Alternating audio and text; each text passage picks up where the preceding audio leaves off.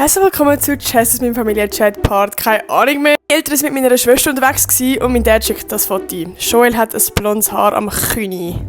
Merci für die Information, Bre. Meine Mama hat Bock gehabt, um sich selber roasten und schreibt dann irgendwie gleich auf dieser Foto an dem Aff. Facts. Mein Dad schreibt, wer ist die links? Und meine Mama schreibt, die Frau von dem rechts. Es war Mitternacht und es ist kein Bus mehr gefahren, darum ist noch jemand wach. Meine Schwester, ja, nur du. Nein, der Lerni auch noch, das ist unser Stubenhas. Ihr seid beide unbrauchbar und könnt Auto fahren. Ist das jeder daheim? Mein Bruder schickt ein GIF.